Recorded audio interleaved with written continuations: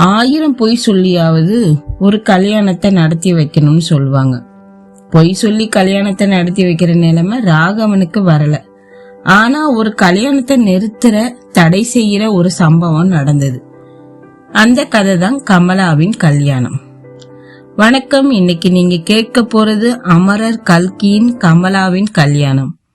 அப்ப ரொம்ப பிரபல்யமான வக்கீல் ஹோம் ரூல்ஸ் கோபாலகிருஷ்ணன், அவர்கிட்டதான் ராகவன் ஜூனியர் வக்கீலா வேலை பார்த்துட்டு வந்தான்.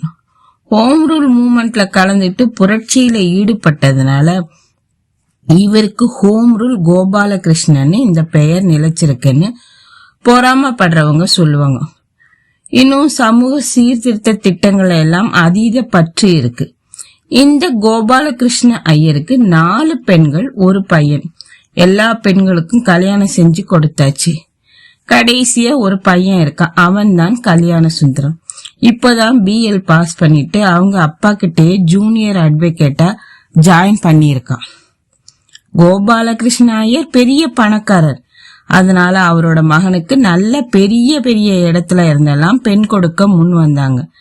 ஆனா என்னவோ அப்பாவுக்கு பிடிச்சா அம்மாவுக்கு பிடிக்கல, அம்மாவுக்கு பிடிச்சா அப்பாவுக்கு பிடிக்கல. இப்படி இவனோட கல்யாணம் தள்ளி போயிட்டே இருந்தது.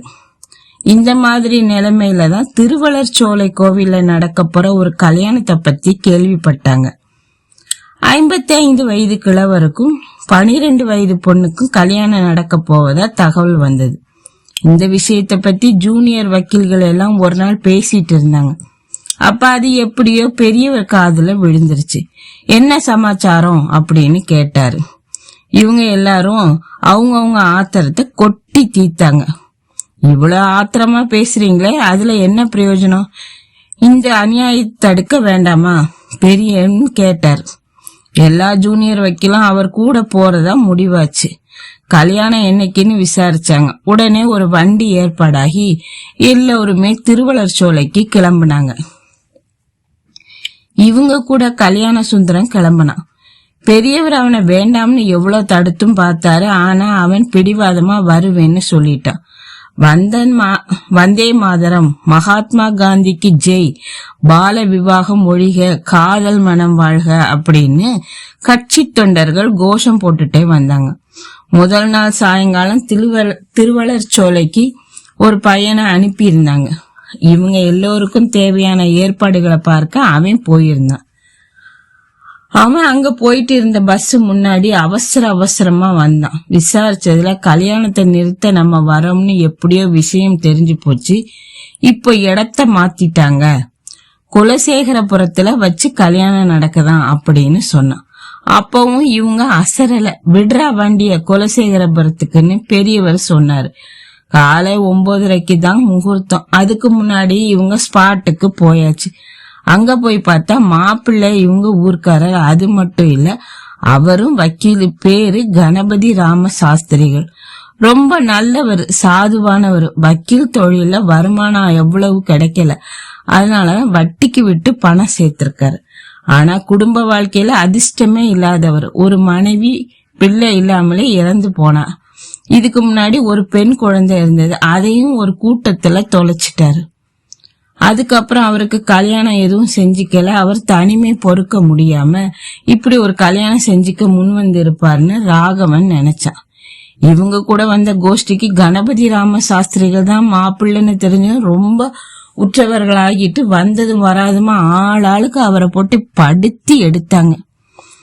கோபாலகிருஷ்ணன் ஐயர் பேசினார். சாஸ்திரிகளே, யாரோ ஒரு பட்டிக்காட்டு கிழவன் நினைச்சேன். படிச்ச நீங்களே இப்படி நடந்தா உருப்பிடுமா அப்படின்னு கேட்டாரு. எனக்கு இந்த கல்யாணத்தை நிறுத்த சம்மதம் தான். ஆனா இந்த பெண் வீட்டார் தான் என்ன விட மாட்டேங்கிறாங்க, அவங்க கிட்ட சொல்லுங்க அப்படின்னாரு. இவ்வளவு சீக்கிரம் காரியம் முடிஞ்சணும்னு யாரும் எதிர்பார்க்கல. பெண்ணோட தகப்பன் யாரப்பா பெரியவர் கேட்டாரு. இதோ இவரு தான் அப்படின்னு ஒருத்தரை அவர் முன்னாடி கொண்டு வந்து நிறுத்தினாங்க.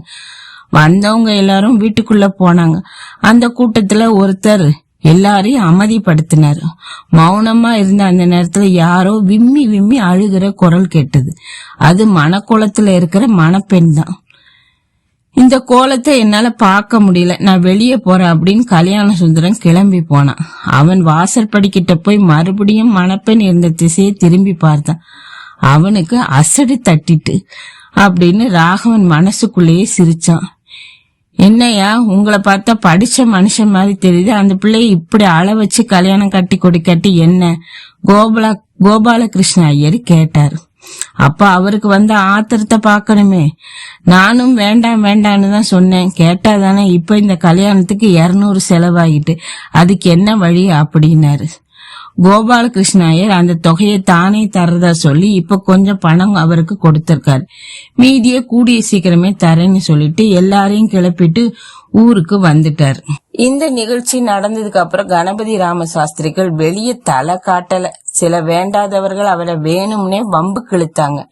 என்ன சாஸ்திரிகளே, எங்களுக்கெல்லாம் தெரியாம கல்யாணத்தை முடிச்சிட்டீங்க போலயே அப்படின்னு நக்கலும் நையாண்டியமா பேசிட்டு போனாங்க. இதெல்லாம் கேள்விப்பட்ட ராகவன் அப்பப்ப அவர் வீட்டுக்கு போய் சமாதானம் செஞ்சுட்டு வருவான். நான் என் தங்கச்சிக்கு அவங்க குழந்தைகளுக்கும் எவ்வளவோ செஞ்சேன், என்ன பிரயோஜனம்? இப்படி என்ன தனியா விட்டுட்டு போயிட்டாங்க. அப்பதான் அந்த பாவி தரகன் வந்தான். வந்து கல்யாணம் பண்ண சொல்லி யோசனை சொன்னான். நானும் அவனோட போதனையில் புத்தி கெட்டு போயிட்டேன் அப்படின்னு சொன்னாரு. சாஸ்திரிகள் இங்க கல்யாண சுந்தரம் ராகவனை போட்டு படுத்தி எடுக்க ஆரம்பிச்சுட்டான். ராகவன் நம்ம எல்லாரும் சேர்ந்து அந்த கல்யாணத்தை கலாட்டா பண்ணி நிறுத்திட்டோம். இப்ப அந்த பெண்ணோட கதி என்னவா இருக்கும் அப்படின்னு அடிக்கடி கேட்க ஆரம்பிச்சுட்டான். அவனோட அள்ளல் தொல்லைய பொறுக்க முடியாம இப்ப என்ன பண்ண சொல்ற? எனக்கோ கல்யாணம் ஆகிட்டு, நீ தான் பிரம்மச்சாரியா இருக்கே, பேசாம நீயே அவளை கல்யாணம் செஞ்சுக்கோ அப்படின்னு ராகவன் சொன்னான். எனக்கு இதுல பூர்ண சம்மதம், ஆனா அப்பா அம்மா சம்மதிக்கணுமே. ராகவன், நீ தான் எனக்கு இதுல உதவி பண்ணணும், அப்பா கிட்ட சொல்லு அப்படின்னு கேட்டான். கல்யாண சுந்தரம் பெரியவர்கிட்ட இத பத்தி பேசுறதுக்கு ராகவனுக்கு பயம். சரியா போச்சு போ, இது பத்தி உன் அப்பா கிட்ட பேசினா அப்புறம் இந்த வீட்டு வாசப்படியே மிதிக்க முடியாது அப்படின்னு அந்த பேச்ச அப்படியே துண்டிச்சான் ராகவன். குலசேகரபுரத்துக்கு போய் கல்யாணத்தை நிறுத்திட்டு வந்த 1 வாரம் ஆகுது. ஒரு நாள் கணபதி ராம சாஸ்திரிகள் கிட்ட இருந்து ஒரு ஆள் பெரியவருக்கு கடிதம் கொண்டு வந்தான். அதை படிச்சு பார்த்த பெரியவர், பாத்தியா ராகவா, அந்த மாமுண்டு இருக்கிறக்காரங்க கணபதி ராம சாஸ்திரிகள் வீட்டுக்கே வந்துட்டாங்களாம். என்ன உடனே அவர் வீட்டுக்கு வர சொல்றாரு. அவர் அதை சொல்லிட்டு இருக்கும் போதே கல்யாண சுந்தரம் அந்த அறைக்குள் வந்தான். அவனை பார்த்து வண்டி எடுக்க சொல்லு அப்படின்னு சொல்லிட்டு வேகமா கிளம்பினார் பெரியவர். அங்க டிரைவருக்கு பதிலா கல்யாண சுந்தரம் கார் ஓட்ட தயாரா நின்னான். நீ எங்க வர, கல்யாண டிரைவர் எங்க அப்படின்னு பெரியவர் கேட்டதுக்கு, டிரைவர் ஆளை காணோம், அதான் நானே ஓட்டுறேன்னு கணபதி பதில் சொன்னான். ஆனா அது அவனோட வேலைதான். அந்த ராகவனுக்கு மட்டும் தெளிவா புரிஞ்சுது. கணபதி ராம சாஸ்திரிகள் வீட்டுக்கு போனதும் அங்க சாஸ்திரிகளும் மாமண்டூர் வைத்தீஸ்வர ஐயரும் உட்கார்ந்து இருந்தாங்க. அதுக்கு பின்னாடி 2 பெண்கள், சந்தேகமே இல்ல, அது வைத்தீஸ்வர ஐயரின் சம்சாரமும் அவரோட மகளும் தான். எதுக்காக இந்த பொண்ணை வீட்டுக்கு கூட்டிட்டு வந்திருக்காங்கன்னு ராகவனுக்கு ஒரே குழப்பமா இருந்தது. சாஸ்திரிகள் சொல்ல ஆரம்பிச்சதும் தான் விஷயம் என்னன்னு எல்லாருக்கும் புரிஞ்சுது. ஷார்வால், இவங்க என்ன ரொம்ப சங்கடப்படுத்துறாங்க, பெண்ணை அழைச்சிட்டு வந்து கல்யாணம் பண்ணாதான் ஆச்சுன்னு சொல்றாங்க. எவ்வளவு சொல்லியும் கேட்க மாட்டேங்கிறாங்க, நீங்க தான் புத்திமதி சொல்லணும் அப்படின்னாரு. சாஸ்திரிகள் உடனே வைத்தீஸ்வர ஐயரை ஆரம்பிச்சாரு. நீங்க பாட்டு கல்யாணத்தை நிறுத்திட்டு வந்துட்டீங்க, சாதாரணமா வரன் கிடைக்கிறது ரொம்ப கஷ்டமா இருக்குது. நிச்சயமா என் பெண்ணை கல்யாணம் பண்ணிக்க எவன் வருவான்? பொறுப்பு என் தலையில தான் விழுந்திருக்கு. நீங்களா வரன் பார்த்து கல்யாணம் பண்ணி வைக்க போறீங்க. இவர் பேசி முடிச்சதும் அவர் பொஞ்சாதி, ஏன் இவ அத்துல வந்து ஒரு பிள்ளை கல்யாணம் ஆகாம இருக்காம, வேணும்னா பண்ணிக்கட்டுமே அப்படின்னா. ராகவன் கல்யாண சுந்தரத்தை பார்த்தான். அவன் சட்டுன்னு வெளியிலேயே போயிட்டான். சரிதாயா, உனக்கு 1000 கஷ்டம் இருக்கலாம், அதுக்காக ஒரு பெண்ணை பலவந்தமா படுகுழியில தள்ளி விடுறதா? கோபாலகிருஷ்ண ஐயர் சொன்னார். உடனே அந்த பெண்ணின் தாய், பெத்து வளர்த்தவளுக்கு இல்லாத அக்கறை அசல் மனுஷாளுக்கு எப்படி வரும்? நாங்க அப்படி ஒன்னும் காட்டு மிராண்டிங்க கிடையாது. பெண்ணோட முழு சம்மதத்தோட தான் இந்த கல்யாணத்தை செஞ்சு வைக்க முடிவு பண்ணோம். வேணும்னா என் பொண்ணையே கேட்டு பாருங்க அப்படின்னு சொன்னான். கமலா, இங்க வாமா, மாமா கேக்குறதுக்கு பதில் சொல்லு அப்படின்னாரு வைத்தீஸ்வர ஐயர். கமலா கோபாலகிருஷ்ண ஐயர் முன்னாடி வந்து, எங்க அப்பா சொன்னது அவ்வளவும் உண்மைதான். ஏன் இஷ்டத்தினாலதான் அப்பாவும் அம்மாவும் என்ன கூட்டிட்டு வந்தாங்க. யாரும் என்ன கட்டாயப்படுத்தல அப்படின்னு பளிச்சுன்னு சொன்னான். அப்ப ஏமா கல்யாணத்து அன்னைக்கு விம்மி விம்மி அழுத? கல்யாணத்துல இஷ்டம் இல்லாம அழல. நீங்க எல்லாரும் தடபுடலா வந்து அமக்களம் பண்ணி கல்யாணத்தை நிறுத்திட்டீங்க, அதனாலதான் அழுதேன் அப்படின்னா. கமலா, ரொம்ப பேஷ், உனக்கே சம்மதம்னா எங்களுக்கு என்ன வந்துச்சு அப்படின்னு சொல்லிட்டு கோபாலகிருஷ்ண ஐயர் கிளம்பி வந்துட்டாரு. போற வழியில ராகவனுக்கு ஒரே சிந்தனை தான். இதுல ஏதோ ஒண்ணு இருக்கு, ஆனா எதுவும் தெளிவா புரியல. ராகவன் வழியிலேயே அவன் வீட்டுக்கிட்ட இறங்கிட்டான். மதியம் வீட்டுக்கு வர்றதா சொல்லிட்டு போனா. ஒரு 3 மணி இருக்கும். கோபாலகிருஷ்ண ஐயர் வீட்டுக்கு போனான். அங்க போனதுமே வேலைக்காரன், நீங்க வந்தாச்சான்னு ஐயா கேட்டாங்க, வந்ததும் மேல வர சொன்னாங்க அப்படின்னு மாடியில பெரியவர் கோபமா ஏதோ பேசிக்கிட்டு இருந்தாரு. அதுக்கு பதிலுக்கு பதில் கல்யாணமும் பேசிக்கிட்டு இருந்தான். ஒரு வழியா வாயை திறந்து பேசிட்டான். அதனால பெரியவர் எள்ளும் கொள்ளுமா வெடிக்கிறாரு. இந்த நிலையில நம்ம போய் நிக்க போறோம்னு குழம்பிக்கிட்டே மாடிக்கு போனான். ராகவனை பார்த்ததும், கேட்டியா ராகவா, இவனுக்கு பைத்தியம் பிடிச்சிருக்கு, எனக்கு கல்யாணம் பண்ணி வைன்னு வெக்கமே இல்லாம கேக்குறான். அதோட மட்டும் இல்ல, அந்த அதிக பிரசங்கம் பண்ணி கல்யாணம் பண்ண போறானா அப்படின்னாரு. உடனே கல்யாண சுந்தரம் பதிலுக்கு பதில் பேச சண்டை பெருசாகி போச்சு. ராகவன் நடுவுல மாட்டிக்கிட்டு முழிச்சான். நான் கல்யாணம் செஞ்சுக்கிட்டா கமலாவை தான் செஞ்சுப்பேன், கல்யாண சுந்தரம் உறுதியா சொன்னான். இவங்க பேசிட்டு இருக்கும்போது வாசல்ல வண்டி வர சத்தம் கேட்டது. கணபதி ராம சாஸ்திரிகள் வண்டியிலிருந்து வந்தார். அவர் முகத்திலையும் உடம்புலையும் ஒரு படபடப்பு தெரிஞ்சது. மேல மாடிக்கு வந்ததும் பெரியவர் கேட்டாரு, என்ன சாஸ்திரிகளே, ஏன் இப்படி படபடப்பா வர்றீங்க? நிதானமாகிட்டு சொல்லுங்க அப்படின்னாரு. அவருக்கு பேசக்கூட முடியல. நீங்க எல்லாருமா சேர்ந்து என்ன மகா பாவத்துல இருந்து காப்பாத்திட்டீங்க அப்படின்னாரு. இந்த கல்யாணத்துல ஏதோ மர்மம் இருக்குன்னு ராகவன் நினைச்சது உண்மையா போச்சு. அதுதான் இப்ப வெளியே வரப்போகுது, சாஸ்திரிகள் சொன்னார். நீங்க காலையில என் வீட்டுல இருந்து கிளம்புனதுக்கு அப்புறம் எனக்கு என்ன செய்யறதுன்னே தெரியல. கல்யாணம் பண்ணிக்கிறதுல எனக்கு துளி கூட விருப்பம் இல்ல. குலசேகரபுரத்துல கல்யாணத்தை அன்னைக்கு கூட எனக்கு மனசே சரியில்லை. நீங்க வந்து தடுத்தது நல்லதா போச்சுன்னு கிளம்பினேன். இன்னைக்கு மறுபடியும் வந்து என்ன கட்டாயப்படுத்தினாங்க. அதான் உங்களுக்கு தகவல் சொல்லி அனுப்புனேன். நீங்க ஏதாச்சும் பேசி அவங்கள அனுப்பி வச்சிருவீங்கன்னு பார்த்தேன். ஆனா நீங்க கிளம்பி வந்துட்டீங்க. அவங்க கிட்ட உங்க பெண்ணோட விருப்பத்தினாலதான் வந்ததா சொல்றீங்க. ஆனா எனக்கு அதுல நம்பிக்கை இல்ல. அதனால அந்த பெண் கூட நான் தனியா பேசணும்னு பேசி எனக்கு தெளிவு கிடைச்ச அப்புறம் தான் பதில் சொல்லுவேன் அப்படின்னு சொன்னேன். கமலா, நிஜத்தை சொல்லி, எதுக்காக என்ன கல்யாணம் பண்ணிக்கணும்னு அடம் பிடிக்கிற? உனக்கு அப்பா அம்மா பிடிக்கலையா, இல்ல அவங்க கூட இருக்க கஷ்டமா இருக்கான்னு கேட்டேன். ஆனா அந்த பொண்ணு கஷ்டம் எல்லாம் இல்ல, அவங்க கூட இருக்க இஷ்டம் இல்லைன்னு சொன்னான். ஏன்னு கேட்டதுக்கு பதில் சொல்ல ரொம்ப தயங்கினா.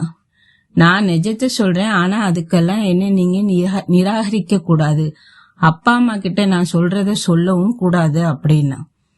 அப்பாவும் வேலையை போய் 3 வருஷம் ஆகுது. எனக்கு 5 பேர் தம்பி தங்கைகள். வீட்டுல சில நாள் சாப்பாடு கூட கிடைக்காது. நீங்க பெரிய பணக்காரன்னு கேள்விப்பட்டேன். அவங்களுக்கெல்லாம் ஒத்தாசை செய்யலாம்னு ஒரு ஆசைதான். அப்படின்னு தான் நான் ஒத்தாசை செய்ய முடியாதுன்னு சொல்லிட்டா. என்ன செய்வ அப்படின்னு கேட்டேன். கல்யாணம் செலவாது மிஞ்சிருமே, என்னை இத்தனை நாள் வளர்த்ததுக்கு எவ்வளோ பணம் செலவு பண்ணி இருப்பாங்களே அப்படின்னு சொன்னா. ரொம்ப நல்லா இருக்கு நீ சொல்றது. பொண்ணை வளர்த்து கல்யாணம் பண்ணி வைக்கிறதெல்லாம் பெத்தவங்களோட கடமை தானே, இதுக்கே நீ கவலைப்படணும்னு கேட்டேன். அதுக்கு அவ, பெத்தவங்களா இருந்தா நீங்க சொல்றது சரிதான், அவங்க என்ன பெத்தவங்க இல்ல, என்னோட சொந்த அம்மா அப்பா அவங்க இல்ல அப்படின்னு சொன்னா. எனக்கு தூக்கி வாரி போட்டுட்டு, என்ன சொல்ற, நிஜமாதான் அப்படின்னு கேட்டேன். 1 மாசத்துக்கு முன்னாடிதான் எனக்கு தெரியும். அப்பா அம்மா பேசிட்டு இருந்ததை கேட்டேன். நடு ரோட்ல அனாதையா கிடந்த குழந்தைய 13 வருஷம் எடுத்து வளர்க்கலையா? அவளை நல்ல வசதியான குடும்பத்துலதான் கொடுக்க போறோம். இத்தனை வருஷமா அவளை வளர்த்ததுக்கு ஏதாவது உபகாரம் வரட்டுமே அப்படின்னு அம்மா பேசிட்டு இருந்தா. அப்பதான் முடிவு பண்ணேன், என்னை வளர்த்தவளுக்கு நான் பதில் உபகாரம் பண்ணணும்னு. அதுதான் உங்களை கல்யாணம் கட்டிக்க சம்மதம் சொன்னேன். நீங்க என்ன கைவிட்டீங்கன்னா நான் திரும்பி அவங்க கூட போக மாட்டேன். ஏதாவது ரயில்ல குதிச்சு செத்து போயிடுவேன் அப்படின்னு சொன்னேன். என் மனசுக்குள்ள ஒரு சந்தேகம் உரைச்சுக்கிட்டே இருந்தது. எனக்கு இப்ப என்ன வயசுமா அப்படின்னு கேட்டேன். 16ன்னு சொன்னேன். உன் சொந்த அம்மா அப்பா பத்தி எதுவும் ஞாபகம் இருக்கான்னு கேட்டேன். ஒண்ணுமே ஞாபகம் இல்லைன்னு சொன்னான். உன்னை எங்கிருந்து எடுத்தாங்கன்னு வச்சாங்கன்னு தெரியுமான்னு கேட்டேன். கும்பகோணம் மகாமகத்துல அகப்பட்டதா பேசிக்கிட்டாங்கன்னு சொன்னான். இங்க வந்து உன் வலது காதை மடிச்சு காட்டுன்னு கேட்டேன். ஆனா அவ ரொம்ப தயங்கினா. பயப்படாதடி அம்மா, ஒரு அடையாளத்துக்காக தான் கேட்கிறேன் சொல்லி அவ காதை மடிச்சு பார்த்தேன். அவ காதுக்கு பின்னாடி 3 மச்சங்கள் பளிச்சுன்னு தெரிஞ்சது. நீ என்னோட சொந்த பொண்ணுமான்னு அப்படின்னு சொல்லிட்டு அவளை பிடிக்க போனவர் திடீர்னு தலை சுத்தி மயக்கமாகி விழுந்துட்டேன் அப்படின்னு அந்த கதையை முழுக்க சொல்லி முடிச்சாரு. ராகவ மனசுல இருந்த அந்த கேள்விக்கு இப்ப விடை கிடைச்சாச்சு. அந்த மர்மம் என்னன்னு இப்போதான் தெளிவாகி இருக்கு கணபதி ராம சாஸ்திரிகளுக்கு. கமலாவுக்கு இருந்த முக ஒற்றுமைதான் அவன் மனச குழப்பின விஷயம். கணபதி ராம சாஸ்திரிகள் மறுபடியும் பேசினாரு. பகவான் உங்களாலதான் என்ன பாவம் பண்ணாம தடுத்தார். பாக்கி காரியத்தை நீங்க செஞ்சு கொடுக்கணும். என் குழந்தைக்கு கல்யாணம் செஞ்சு கொடுத்தாதான் என்னோட மனசு நிம்மதியாகும். எது எப்படி இருந்தாலும் வித்தியாசம் பார்க்காம உங்க பிள்ளைக்கே என் பெண்ணை கல்யாணம் செஞ்சு வைக்கணும் அப்படின்னாரு. அந்த கடவுளை கல்யாண சுந்தரத்துக்கு துணையா இருந்து அவனுடைய மனோதைரியத்தை நடத்தி வச்சாரு பெரியவர்.